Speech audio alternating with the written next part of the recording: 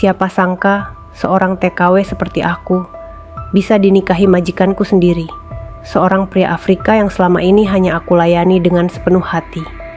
Bukan cuma itu, mahar pernikahanku 75 miliar rupiah. Tapi malam pertama, aku justru dibuat terdiam tak percaya. Namaku Siti. Aku lahir di sebuah desa kecil di Jawa Tengah. Desa yang kalau malam lampunya temaram, dan suara jangkrik lebih keras dari televisi tetangga. Usia 25 tahun sekarang, tapi perjalanan hidupku terasa sudah seperti 50 tahun lamanya. Aku anak keempat dari 6 bersaudara. Ayahku petani serabutan, ibuku hanya buruh cuci di rumah-rumah tetangga. Kami tinggal di rumah panggung dari kayu tua, dengan atap seng berkarat yang bocor tiap kali hujan turun. Di balik senyum ibuku, selalu ada letih yang tak pernah ia tunjukkan. Dan ayah hanya bisa tertunduk malu tiap kali anak-anaknya menagih uang sekolah. Aku masih ingat jelas malam itu. Malam saat aku memutuskan untuk merantau jadi TKW ke Afrika. Ibu memelukku erat, seperti ingin menahanku agar tak pergi. Tapi air matanya justru membasahi bahuku, sebagai tanda bahwa restunya sudah menyertaiku. Nak, jangan macam-macam di sana ya. Jangan tergoda uang, jangan tinggalkan sholat. Ingat, kita mungkin miskin harta, tapi jangan miskin harga diri. Kalimat itu menancap seperti paku di hatiku. Aku mengangguk dan tersenyum. Padahal dadaku penuh gelisah. Hari keberangkatan itu adalah hari pertama aku naik pesawat. Bandara terlihat seperti dunia lain bagiku. Aku duduk di dekat jendela, menatap awan yang terbang perlahan. Dalam hati aku bertanya, apakah hidupku juga akan mengambang seperti ini? Sampai di Afrika, aku tak langsung paham bahasa mereka. Aku hanya tahu kata yes dan sorry. Tapi dalam dunia pembantu rumah tangga, yang penting bukan bicara, tapi kerja. Aku dipertemukan dengan majikanku, seorang pria Afrika tinggi besar, berkulit gelap, wajahnya kaku seperti patung. Namanya Mr. Joseph. Usianya sekitar 45 tahun. Dari awal dia seperti tidak menyukaiku. Tatapannya tajam, seperti mengukur setiap gerak-gerikku. Aku gemetar waktu pertama kali menyajikan teh di hadapannya. Rumahnya seperti istana. Kamar mandinya lebih besar dari rumah keluargaku di kampung. Tapi anehnya, di rumah sebesar itu, rasanya sangat dingin. Tidak secara suhu, tapi dingin karena tidak ada kehangatan. Hari-hariku diisi dengan membersihkan ruangan besar, menyapu taman yang tak pernah habis, dan menjaga 2 anaknya yang masih kecil. Meski majikanku galak dan jarang bicara, anak-anaknya berbeda. Mereka manja, tapi mulai dekat denganku. Mungkin karena aku selalu tersenyum saat mereka menangis, dan membacakan dongeng dengan gaya Jawa yang membuat mereka tertawa. Aku pernah hampir dimarahi, karena tak sengaja menumpahkan sup di meja makan. Tapi aku langsung meminta maaf, menunduk dan memohon agar tak dikirim pulang. Entah kenapa, Mr. Joseph hanya diam. Ia menatapku lama, lalu pergi tanpa berkata apapun. Malam-malam di Afrika terasa panjang. Saat semua tidur, aku sering duduk di kamar kecilku, memandangi foto ibu yang kuselipkan di dompet. Aku menangis pelan, takut suara isakku terdengar. Tapi dalam tangisan itu, aku selalu berdoa. Ya Allah, aku gak tahu takdirku sampai mana. Tapi aku mohon, jangan biarkan aku pulang dengan tangan kosong. Aku tahu posisiku, hanya seorang pembantu. Tapi dalam hati, aku berjanji akan tetap jujur, tetap amanah, dan menjaga nama baik keluarga.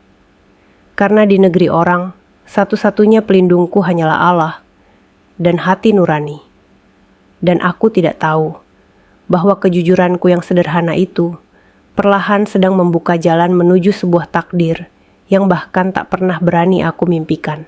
Hari-hariku di rumah majikan terus berjalan. Tak ada yang benar-benar berubah.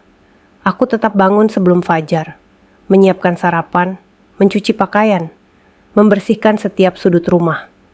Tapi semakin lama aku bekerja di sana, semakin aku sadar, Mr. Joseph bukanlah pria biasa. Ia disiplin luar biasa. Semua harus rapi, teratur, sesuai waktunya. Bahkan cara meletakkan sendok pun ada ukurannya. Tapi ada satu hal yang lebih membuatku resah.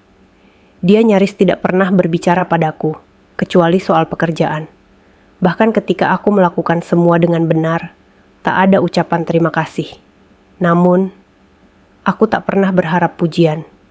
Aku hanya ingin pulang suatu hari nanti dengan kepala tegak. Sampai akhirnya, suatu peristiwa mengubah segalanya. Hari itu, aku sedang menyapu ruang tamu. Di bawah sofa besar, aku menemukan dompet kulit hitam. Saat kubuka, aku terkejut. Isinya bukan hanya uang dalam jumlah besar, tapi juga beberapa dokumen penting, termasuk kartu akses bank dan sertifikat saham. Bisa saja aku ambil 1 atau 2 lembar dolar tanpa ada yang tahu. Tapi aku tahu, itu bukan caraku. Aku langsung menghadap Tuan. Joseph menyerahkan dompet itu tanpa berkata apa-apa. Ia hanya menatapku tajam, mengambil dompetnya, lalu pergi. Tidak ada ucapan terima kasih. Aku sempat merasa kesal, tapi malam itu aku tidur nyenyak. Aku tahu aku telah melakukan yang benar. Esok harinya, sesuatu yang aneh terjadi. Mr. Joseph memanggilku ke ruang kerjanya. Ruangan yang selama ini hampir tak pernah kumasuki. Aku ragu-ragu melangkah masuk. Ruangan itu dipenuhi rak buku dan lukisan mahal. Tapi yang paling mencolok adalah tatapan matanya saat menatapku. "Kamu tahu berapa banyak pekerja yang aku pecat karena mencuri?" Tanyanya datar. Aku hanya bisa menunduk. Aku pikir aku akan diusir. Tapi kamu bahkan tidak menyentuh 1 sen pun dari dompetku. Kenapa? Aku terdiam sejenak. Lalu ku jawab dengan suara pelan. Karena saya bekerja di sini, bukan untuk mengambil yang bukan milik saya. Saya hanya ingin membantu keluarga saya, Pak. Mr. Joseph tidak menjawab. Ia hanya menatapku lama, lalu berkata, "Kamu bisa kembali bekerja." Hari-hari setelah itu terasa sedikit berbeda. Ia mulai menyapaku dengan pelan. Kadang mengucapkan, "Terima kasih." Kadang bahkan bertanya, apakah aku sudah makan. Bagiku, itu sudah seperti kejutan besar. Namun cobaan berikutnya datang lebih berat.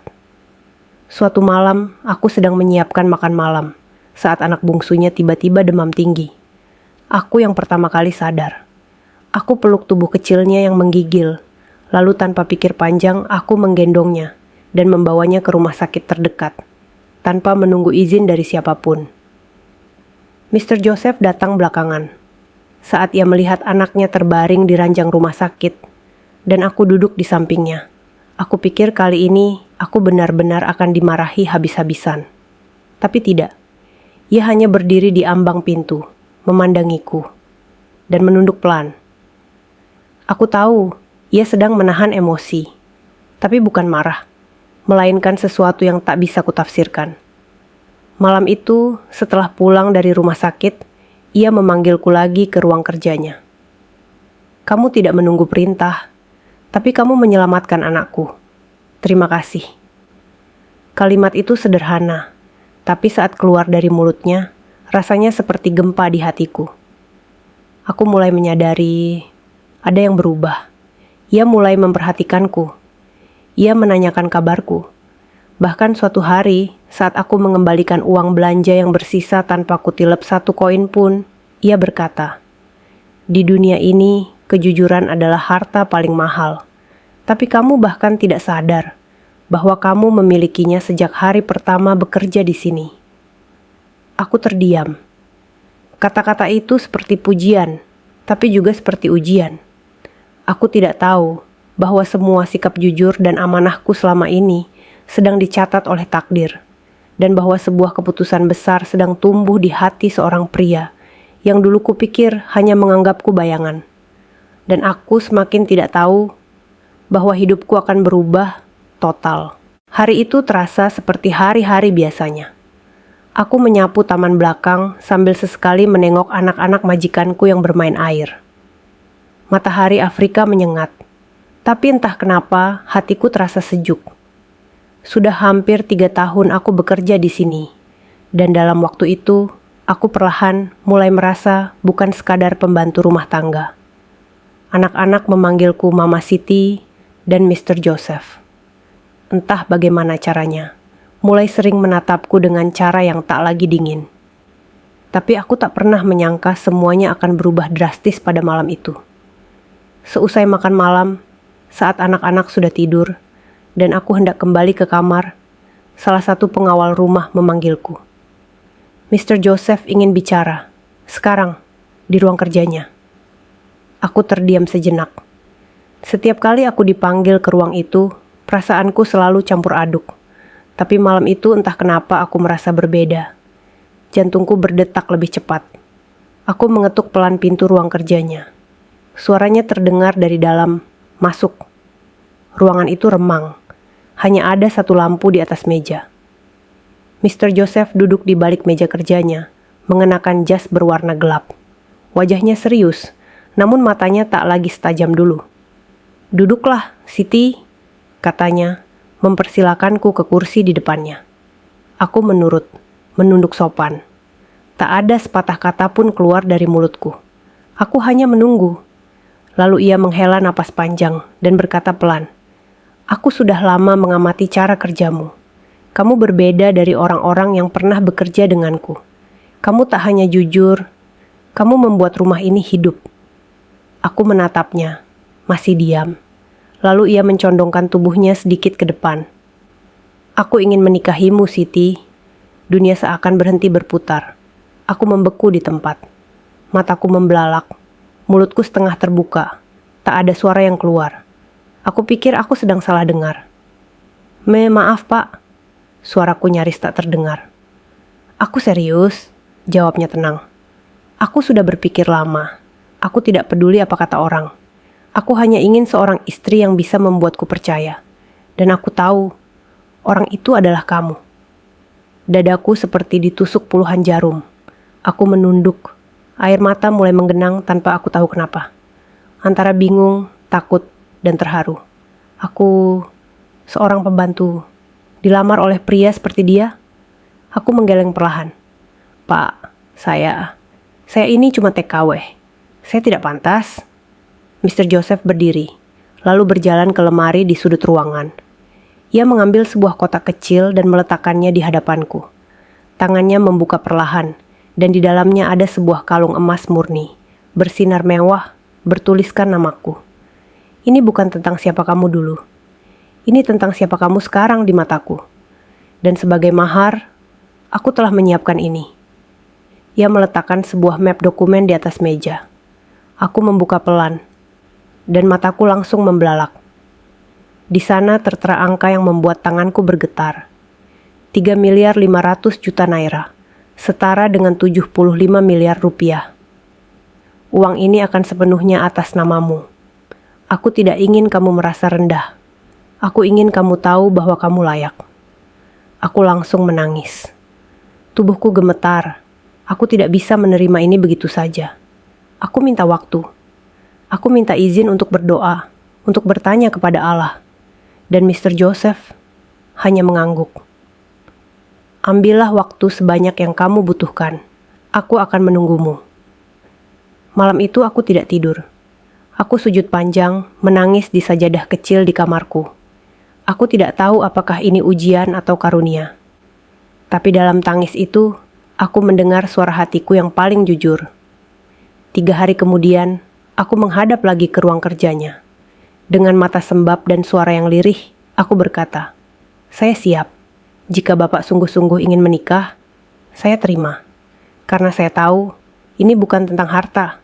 Ini tentang amanah." Dan disitulah, dunia baru dalam hidupku dimulai. Bukan lagi sebagai TKW, tapi sebagai calon istri dari pria, yang dulunya hanya kulayani dalam diam. Kini kulihat dengan mata penuh harapan. Hari itu akhirnya datang. Langit Afrika tampak berbeda pagi itu, seolah menyambut takdir baru yang akan kubuka. Aku masih belum percaya bahwa hari ini aku, Siti, gadis kampung yang dulu hanya membawa tas jinjing dan selembar doa dari ibu, akan menikah dengan pria yang dulu hanya kulayani sebagai majikan. Tapi kini, Dia memanggilku istri. Pernikahanku tak seperti yang kubayangkan. Aku pikir akan sederhana. Tapi Mr. Joseph atau suamiku sekarang menggelar pesta yang membuat media lokal dan bahkan beberapa media internasional meliput. Nama kami jadi perbincangan. TK Lab Indonesia dinikahi jutawan Afrika dengan mahar 75 miliar. Judul itu berseliweran di internet. Gaun pengantin yang kupakai terbuat dari kain khas Afrika dengan sentuhan batik Solo, hasil rancangan desainer terkenal. Aku sempat merasa kikuk saat mengenakannya. Terlalu mewah untukku yang biasa memakai daster dan sandal jepit.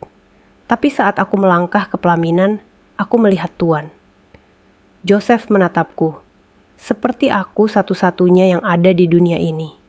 Di sana, aku merasa pantas. Upacara berlangsung khidmat.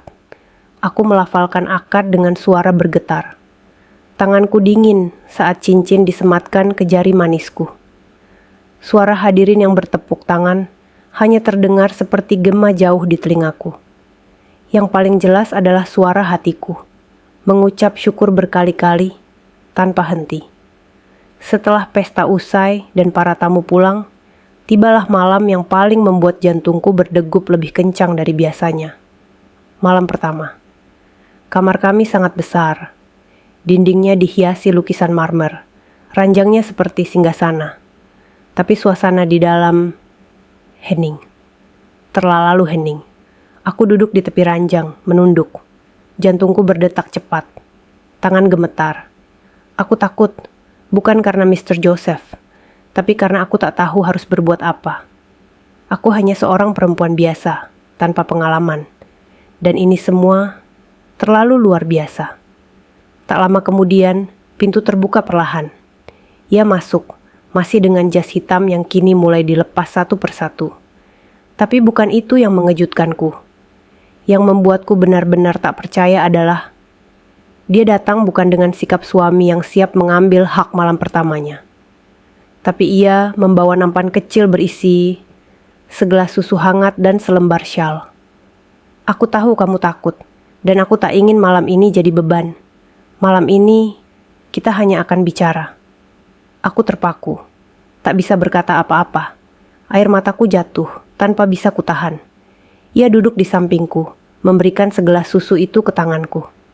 Lalu dia berkata pelan, "Siti, aku menikahimu bukan karena nafsu, tapi karena aku percaya padamu. Dan aku ingin malam pertama ini jadi malam di mana kamu bisa merasa aman." Aku menangis semakin kencang. Aku belum pernah diperlakukan seperti ini. Aku belum pernah merasa sedih dan bahagia dalam satu tarikan napas. Kami berbicara panjang malam itu. Ia bertanya tentang keluargaku, tentang desa tempat aku tumbuh, tentang mimpiku yang dulu tak berani aku ucapkan. Dan saat aku bercerita, ia mendengarkan dengan penuh perhatian. Tak satu pun kalimatnya membuatku merasa kecil. Sampai akhirnya aku tertidur dalam pelukannya.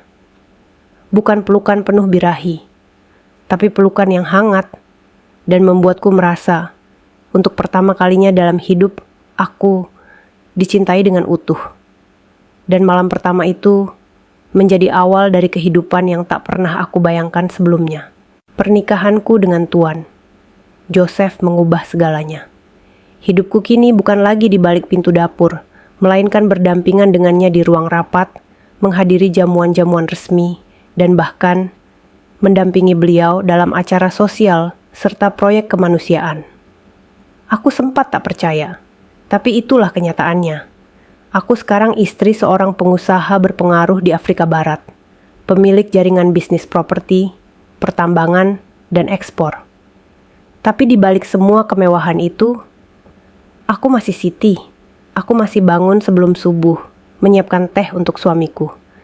Aku masih membersihkan kamar tidurku sendiri. Bahkan, aku masih sering memasak nasi goreng dan sambal terasi, yang kini justru jadi makanan favorit Mr. Joseph. Yang berubah hanyalah dunia di sekelilingku. Aku mulai mendirikan yayasan untuk membantu para TKW yang terlantar. Aku tahu rasanya hidup tanpa kepastian, digantung agen, dijanjikan gaji tinggi, tapi akhirnya menangis sendiri di negeri orang. Aku tak mau mereka merasa sendiri seperti aku dulu. Aku mulai bicara di depan publik, muncul di media, dan kisahku viral di berbagai negara. Tapi semakin aku dikenal, ujian datang lebih tajam. Orang mulai meragukanku. Banyak yang menyebutku perempuan penggoda, TKW matre, penjilat kekayaan, dan yang paling menyakitkan, ada yang menyebar isu bahwa aku menikahi Mr. Joseph hanya demi uang dan kekuasaan. Aku terpukul, tapi suamiku berdiri di sisiku, memegang tanganku dan berkata, "Kita tidak hidup untuk menjelaskan diri pada semua orang. Kita hidup untuk membuktikan siapa kita sebenarnya." Namun yang paling mengejutkan adalah, suatu hari, di salah satu acara televisi, datang seorang tamu tak terduga. Seorang perempuan paruh baya, mengenakan kerudung lusuh, membawa sebuah surat yang katanya, "Dari ibuku di kampung." Hatiku langsung bergetar. Kukira beliau sakit, atau terjadi sesuatu di kampung. Tapi yang tertulis dalam surat itu membuatku terduduk lemas. "Nak, maafkan ibu. Waktu kamu mau berangkat jadi TKW, sebenarnya ayahmu tidak setuju. Dia merasa gagal sebagai ayah karena membiarkan anak gadisnya pergi jauh mencari nafkah. Tapi hari ini, kami semua menangis bahagia melihatmu. Kamu tidak hanya mengangkat nama keluarga, tapi juga mengangkat nama bangsa. Ibu rindu kamu. Ayah sudah lama ingin memelukmu." Air mataku tak terbendung, dan aku tahu, waktunya pulang. Aku dan suamiku berangkat ke Indonesia tanpa memberitahu siapapun. Kami tiba di kampung dengan pakaian biasa, tidak membawa rombongan, tidak membawa kamera. Hanya aku, dia, dan 2 anak kami yang sekarang mulai tumbuh besar. Saat aku turun dari mobil, ibu langsung keluar dari rumah, lalu terdiam. Ayah berdiri kaku di depan pintu. Lalu, tanpa aba-aba, beliau memelukku erat sambil menangis. "Anakku, maafkan ayah. Ternyata kamu lebih kuat dari yang kami kira." Dan aku pun menangis sejadi-jadinya. Di pelukan mereka, semua gelar, semua angka mahar, semua berita viral hilang. Yang tersisa hanyalah aku, Siti, anak desa yang dulu bermimpi sekadar punya dapur yang tidak bocor. Kini, aku memiliki segalanya. Tapi yang paling kubanggakan bukan rumah besar, bukan uang miliaran, bukan gelar istri jutawan.